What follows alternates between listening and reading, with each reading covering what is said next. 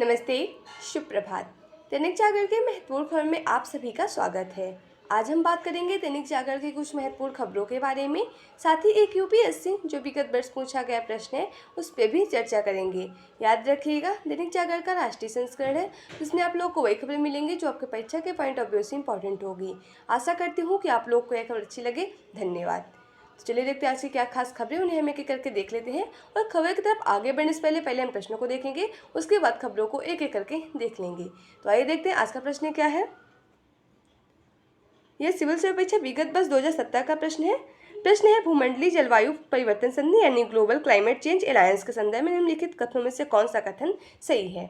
नीचे कुछ कथन दिए हुए हैं। पहला कथन है, यह यूरोपीय संघ की पहल है। दूसरा, यह लक्ष्यधीन विकासशील देशों को उनकी विकास नीतियां और बजट में जलवायु परिवर्तन के एकीकरण हेतु तकनीकी एवं वित्तीय सहायता प्रदान करना है। तीसरा है, इसका समन्वय विश्व संसाधन संस्थान और धारणीय विकास हेतु विश्व व्यापार परिषद द्वारा किया गया था। नीचे विकल्प दिए, कौन से विकल्प सही है, सही उत्तर चुन के सही उत्तर दीजिए।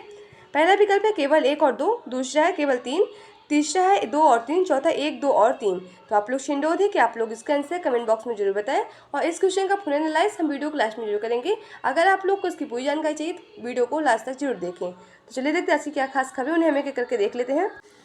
वोट बैंक के लिए कांग्रेस ने ठुकराया प्राण प्रतिष्ठा का आमंत्रण। प्रधानमंत्री नरेंद्र मोदी कह रहे हैं, आपको पता होगा 22 जनवरी को श्री राम मंदिर में श्री राम लला का प्राण प्रतिष्ठा हुआ था अयोध्या में। उसमें एक जो कांग्रेस को और तृणमूल कांग्रेस को जो तृणमूल पार्टी की नेता है उन्हें निमंत्रण भेजा गया था, लेकिन उन्होंने ये प्रस्ताव को ठुकरा दिया था। इस निमंत्रण को ठुकरा देता है। अब देख रहे हैं उसी पे लेकर राजनीति चल रही है। रामनवमी से पहले साधा निशाना, बोले सनातन विरोधी द्रमुक से गठबंधन की है कौन सी मजबूरी। कहा, चुनावी बॉन्ड पर झूठा फैला रहे हैं विपक्ष, बाद में पछताएंगे लोग। और ईडी ने दर्ज किए सिर्फ 3% मामले और राजनेता के विरुद्ध। अब देख रहे हैं कि कितनी राजनीति चलेंगी। अब आपको पता है पहला लोकसभा का चुनाव है वो पहले चरण का 19 अप्रैल से शुरू हो रहा है ना, उसी पे लेकर राजनीति चलेंगी। जब तक ये चुनाव खत्म नहीं हो जाएगा तब तक एक दूसरे पे खूब आरोप प्रत्यारोप चलते रहेंगे। सुप्रीम कोर्ट से भी केजरीवाल को फिलहाल राहत नहीं मिली। दिल्ली आबकारी घोटाला, आपको पता होगा जो अभी आम आदमी पार्टी के नेता है दिल्ली के सीएम, उन्हें आबकारी नीति मामले में जो 2022 में आई थी इन्हें गिरफ्तार कर लिया गया था मनी लॉन्ड्रिंग और आबकारी मामले में। शराब का जो मामला है ना उसी पे इन्हें गिरफ्तार किया गया था। इन्हें ईडी ने 9 बार समन भेजा था। 9 बार जब एसबीआई और ईडी ने दोनों इसकी पूछताछ की, उसके बाद ईडी ने इन्हें गिरफ्तार कर लिया था। कुछ दिनों बाद इन्हें ईडी ने अपनी हिरासत में लिया था। बाद में इन्हें हाई कोर्ट में इन्होंने याचिका दायर की थी, लेकिन जो हाई कोर्ट थी उन्होंने इनकी याचिका को खारिज करके हुए इन्हें जो ये मामला था इसे पूरा वैध माना। फिर इसके बाद इन्होंने सुप्रीम कोर्ट का दरवाजा खटखटाया। आपको पता है अगर आप लोग को राहत नहीं है, आप लोग उससे संतुष्ट नहीं है हाई कोर्ट का जो निर्णय उससे आप लोग सुप्रीम कोर्ट ऊपर तक जा सकते हैं, आप लोग का अधिकार है एक। तो लेकिन सुप्रीम कोर्ट से भी हाल ही में उनके जो 15 अप्रैल को सुनवाई होने वाली थी, लेकिन उसमें भी उनको अभी कोई राहत नहीं दी गई है। इन्होंने कहा कि अभी आप प्रचार प्रसार में शामिल नहीं हो सकते। अभी ईडी को नोटिस भी भेजा गया, लेकिन ये भी प्रचार प्रसार में शामिल नहीं हो सकते हैं।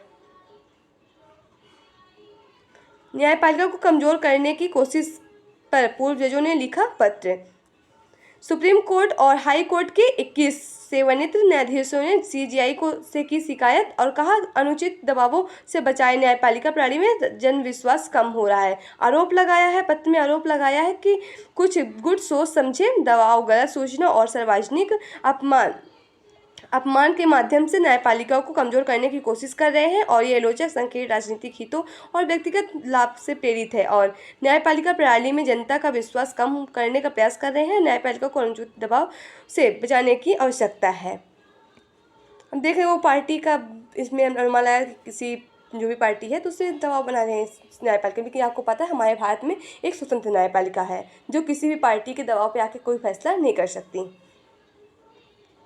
हर दिन ड्रग्स, नकदी और आभूषण समेत 100 करोड़ की औसतन जब्ती कर रहा है चुनाव आयोग। लोकसभा चुनाव के पहले चरण का चुनाव 19 अप्रैल को, हालांकि इससे पहले चुनाव में धन बल के इस्तेमाल की कोशिश शुरू हो गई है। आपको पता है जब चुनाव सुधार की जरूरत होती है तब उसमें सबसे बड़ी चुनौती यही आती है कि लोग उसका धन बल का बहुत ही ज़्यादा प्रयोग करते हैं, क्योंकि आपको पता है प्रत्येक निर्वाचन क्षेत्र में उम्मीदवार को चुनाव प्रचार करने के लिए ट्रांसपोर्ट वगैरह के लिए लाखों रुपए खर्च करने पड़ते हैं। चुनाव प्रक्रिया शुरू होने के बाद से अब तक देश भर में 4,650 करोड़ की जब्ती हुई है और इनमें से 2,000 से तो अधिक कीमतों का अकेला ड्रग्स ही शामिल है। 400 करोड़ की नकदी दी गई है। आपको पता है ड्रग्स का मतलब जो धूम्रपान का जो लोगों को बांटते हैं ना, शराब वराब, तो वही होता है कि लोगों को अपने साइड वोट लेने के लिए इधर ये सब पूरा काम किया। वोट मतलब अपने साइड वोट लेने के लिए वोट लोग लुभावन वादे भी किए जाते हैं और सभी तरह तरह के उनको सब चीज़ दी जाती हैं। लेकिन चुनाव आयोग है जो हमारा जो इलेक्शन कराता है, आपको पता होगा, जो हमारे यहाँ जितने भी चुनाव होते हैं पूरा चुनाव आयोग के द्वारा कराते हैं। इलेक्शन कमीशन ऑफ इंडिया, भारतीय निर्वाचन आयोग, यह एक संवैधानिक संस्था, संविधान के अनुच्छेद 324 तक इसकी बात की गई है। इसके जो पहले मुख्य चुनाव आयुक्त थे सुकुमार सेन है, बट पहले जो महिला मुख्य चुनाव आयुक्त हैं वो रमा देवी थी और वर्तमान में जो मुख्य चुनाव आयुक्त हैं वो राजीव कुमार हैं। जिनके बारे में आप लोग जानते रहिए। अभी हाल ही में दो चुनाव आयुक्त बने, उनका नाम क्या है इसे आप लोग कमेंट बॉक्स के माध्यम से जरूर बताएं।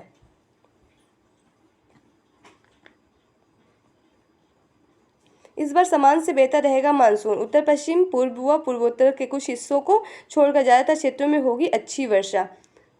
दीर्घ अवधि औसत की 106% वर्षा की संभावना। अगस्त सितंबर में बन सकती है लाल नीली की स्थिति। यह रिपोर्ट वो आपको मौसम विभाग के प्रमुख मृत्युंजय महापात्र ने सोमवार को पत्रकार वार्ता में बताया था कि पूरे देश में दक्षिण पश्चिम मानसून के तहत 1 जून से 30 सितंबर तक 20 दीर्घवर्षीय औसत यानी दीर्घ वर्षा होने की अनुमान लगाया जा रहा है। यहाँ आपको राष्ट्रीय से जुड़ी खबरें मिलेंगी। आप नेता संदीप पाठक ने कहा जेल में हर हफ्ते दो मुख्यमंत्रियों से मुख्यमंत्री करेंगे मुलाकात। अब देख रहे हैं वो भी जो हमारे अभी जो गिरफ्तार हुए हैं आम आदमी पार्टी के नेता जो दिल्ली के सीएम है अरविंद केजरीवाल, उन्होंने अपने पद से इस्तीफा नहीं दिया है। वो जेल मतलब न्यायिक हिरासत में है, फिर भी उन्होंने अभी अपने पद से इस्तीफा नहीं दिया है। वो भी अभी मंत्री के पद पे हैं और स्वतंत्रता के बाद पहले मुख्यमंत्री हैं, कोई भी ऐसे मुख्यमंत्री किसी पद पे हो, लेकिन पहले मंत्री हैं जिन्होंने अपने इस पद में रहते हुए इन्हें गिरफ्तार किया गया है। क्योंकि आपको इसमें उदाहरण दे सकते हैं, झारखंड में जो अभी कुछ दिन पहले हेमंत सोरेन को गिरफ्तार किया गया था, लेकिन उन्होंने अपनी गिरफ्तारी होने से पहले अपने पद से इस्तीफा दे दिया था। यहाँ आपको पूरा इलेक्शन से जुड़ी खबरें मिलेंगी। अब आपको पता है 19 अप्रैल को पहला लोकसभा का चुनाव, पहले चरण का चुनाव शुरू होने वाला है और 26 अप्रैल को दूसरा लोकसभा का चुनाव दूसरे चरण का चुनाव शुरू होगा। 350 मतदाता एक ही परिवार में है। असम में दिव्यांगत रण बहादुर थापा का ये परिवार पहले चरण में 19 अप्रैल को सेनावृत्ति लोकसभा सीट के लिए मताधिकार का करेगा उपयोग। कन्याकुमारी में कांग्रेस भाजपा के बीच सीधा मुकाबला देख रहे हैं, बस वही चल रहा है। पहले रण में विकास भी मुद्दा है। राजस्थान में भाजपा मोदी के नाम और कांग्रेस जनजाति समीकरण के सहारे।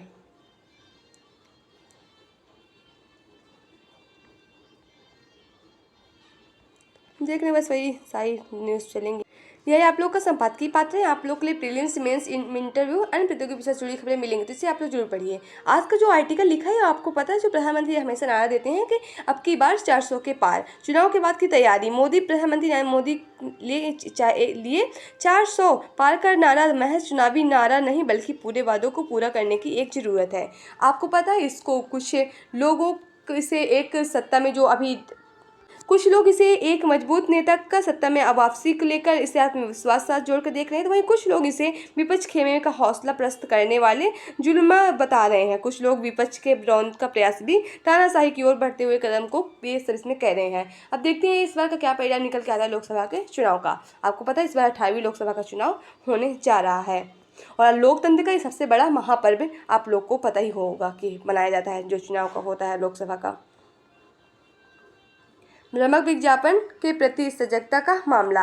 इंडियन मेडिकल एसोसिएशन की प्रतिबद्धता आजकल भ्रामक विज्ञापनों पर रोक लगाने की है। ऐसा दावा हिमा कोहली और असानुद्दीन अमल जैसे न्यायमूर्ति की टिप्पणी में निहित है। कायदे से देखा जाए तो प्रचार स्वयं में चीज ही ऐसी है जिसमें तथ्यों को अक्सर बढ़ा चढ़ाकर प्रस्तुत किया जाता है। ऐसे में किसी खास उत्पादन के विरुद्ध कार्रवाई किए जाने से पहले अन्य पहलुओं को भी समझ लेना चाहिए, अन्यथा इस पर इनकार नहीं किया जाना चाहिए कि नहीं कह सकता कि सीमित सजगता से भी नए सवाल पैदा हो सकते हैं। आपको पता है कोई भी छोटी बात को बढ़ा चढ़ा के बोलने का आजकल ये मामला कितना आगे चलता आ रहा है। शेयर मुद्रा बाजार में वैश्विक अनिश्चितता का असर। 845 अंक गिरकर 73,400 पर बंद हुआ BCI डॉलर मुकाबला रुपए में 6 पैसा टूटा।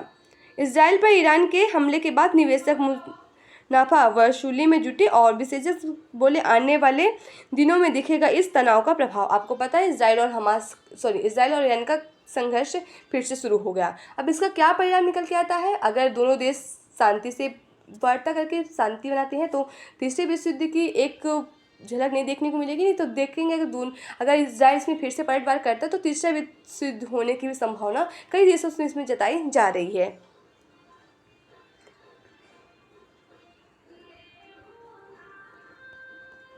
अब यहाँ देखें आपको अंतर्राष्ट्रीय जुड़ी खबरें मिलेंगी। पश्चिम एशिया में तनाव न बढ़ने पर सहमति। सुरक्षा परिषद की आपात बैठक में एक दूसरे पर बरसे इजराइल और ईरान। अमेरिका ने ईरानी हमले की निंदा की। रूस बोला दोहरे मानदंड न हो। अब देख रहे हैं आपको पता होगा ईरान की साइड रूस और ये पूरा चीन देखने को मिलेगा, उसके पक्ष में रहेंगे। वहीं इसराइल की तरफ आपको यूके और यूएसएस और जर्मनी देखने को मिलेगा। लेकिन अब देख रहे मतलब ऐसी बातें अनुमति लगाई जा रही है, अनुमान लगाया जा रहा है कि इसराइल और जल्दी पलटवार नहीं करेगा, मतलब ईरान पर पलटवार नहीं करेगा। वैश्विक रुख भयंकर। इसराइल की बार कैबिनेट का फैसला। देश में स्कूल कॉलेज खुले। सतर्कता नियमों की ढील दी गई। आपराधिक मुकदमे का सामना करने वाले पहले पूर्व अमेरिकी राष्ट्रपति बने ट्रंप पर बॉर्न स्टार को चुप रहने के लिए धन का आरोप लगाया गया है।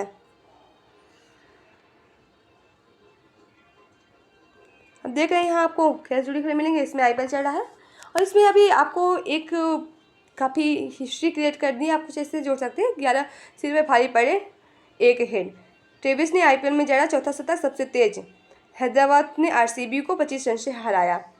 आपको पता होगा अभी हाल ही में जो कल आईपीएल हुआ था वो आरसीबी वर्सेस हैदराबाद के बीच हुआ था, जिसमें हैदराबाद के जो कैप्टन है पैट कमिंस ने इन्होंने 20 ओवर में 287 रन बनाए हैं। आईपीएल के इतिहास का सर्वोच्च स्कोर अब इनके नाम हो गया है। इससे पहले भी इन्हीं के नाम था, लेकिन ये जो पहले जो जिसके खिलाफ था मुंबई के खिलाफ था, लेकिन जो भी विपक्ष की पार्टी थी विपक्ष की जो आपको खेलने वाली जो पार्टी थी वो जो आरसीबी के खिलाफ हो गया है। जो क्रिकेट की टीम है ना उसके खिलाफ हो गया है। पहले मुंबई के खिलाफ थी, लेकिन सबसे पहले ज़्यादा स्कोर इन्हीं के ऊपर बनाने का इतिहास था पहले भी, अभी भी इन्हीं के नाम पे ही है। लेकिन पहले मुंबई के खिलाफ था, अब आरसीबी के खिलाफ हो गया है। आईपीएल यानी इंडियन प्रीमियर लीग की बात हो रही है। इस बार इसका जो स्पॉन्सर है वो टाटा है, तो इसे भी आप लोग जानते रहिए, टाटा कंपनी। यहाँ आपको परीक्षा के फॉर्म से जनरल से जुड़ी खबरें मिलेंगी, तो इसे आप लोग जरूर पढ़िए। मुंबई से ठाणे के बीच चलाई गई भारत की पहली यात्री ट्रेन।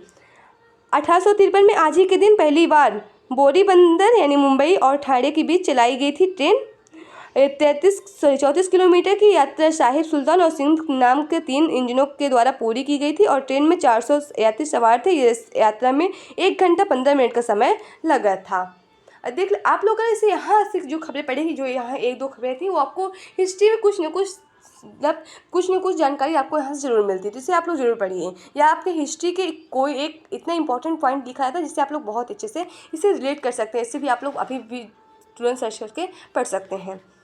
अमेरिका में प्रदर्शित किया गया कैमरा के लिए पहला जूम सेल। 1947 में आज ही टेलीविज़न कैमरे के लिए पहला zoom lens national broadcasting company द्वारा न्यूयॉर्क में प्रदर्शित किया गया था। इससे पहले क्लोजअप शॉट के लिए पूरे कैमरे को अभिनेता या वस्तु की ओर ले जाना पड़ता था। इसका आविष्कार डॉक्टर फ्रेड जेनार्ड ने किया था। लीवर कैंसर के इलाज को मिला एक सुरक्षित विकल्प। डीएनए आधारित वैक्सीन इम्यूनोथेरेपी ड्रग्स के साथ म्यूटेशन का प्रमाण कम करने में रहा कारगर। मित्र आपको मूवी जुड़ी खबरें मिलेंगी, अगर इंटरेस्ट हो पड़े ना तो कोई बात ही नहीं। तो ऐसी खबरें समाप्त होती है। आशा करती हूँ कि आप लोग को यह खबर अच्छी लगे। अगर खबर अच्छी लगे तो कृपया चैनल को लाइक से सब्सक्राइब जरूर करें। अगर आप लोग के पास कोई सुझाव है तो भी आप लोग हमसे साझा कर सकते हैं। चलिए देखते हैं आज का जो प्रश्न था उसका हम लोग विश्लेषण देख लेते हैं। आज का प्रश्न था भूमंडलीय जलवायु परिवर्तन संधि यानी ग्लोबल क्लाइमेट चेंज अलायंस के संदर्भ में निम्नलिखित में कथनों में से कौन सा कथन सही है। इसका सही जवाब होगा ऑप्शन ए यानी 1 और 2। तो आइए हम लोग इसका विश्लेषण देख लेते हैं। ग्लोबल क्लाइमेट चेंज अलायंस यूरोपीय संघ द्वारा 2007 में विकासशील देशों के साथ संवाद और सहयोग के मजबूत बनाने के लिए विशेष रूप से कम विकसित देश कम विकसित देश और छोटे द्वीप विकासशील राज्यों में स्थापित किया गया था। अतः कथन एक सही है। GCA यानी ग्लोबल क्लाइमेट चेंज अलायंस भागीदार देशों को उनकी विकास नीतियों और बजट में जलवायु परिवर्तन को एकीकृत करने के लिए और ज़मीन पर जलवायु परिवर्तन को संबोधित करने वाली परियोजना को लागू करने, जलवायु लचीला कम उत्सर्जन वाले विकास और बढ़ावा देने के लिए तकनीकी और वित्तीय सहायता भी प्रदान करता है। अतः कथन 2 भी सही है। GCA के आधिकारिक भागीदार के पेज पर WRI यानी आपको पता है जो विश्व संसाधन संस्थान और धारणीय विकास हेतु विश्व व्यापार परिषद का कोई उल्लेख नहीं है, भले ही कई अन्य संस्थान का जिससे उल्लेख है, जैसे FAD और UNDP आदि के रूप में किया गया है। तो इस तरह आज का प्रश्न यही समाप्त होता है। आज की खबर समाप्त होती है। आशा करती हूँ कि आप लोग को अच्छी लगी। धन्यवाद।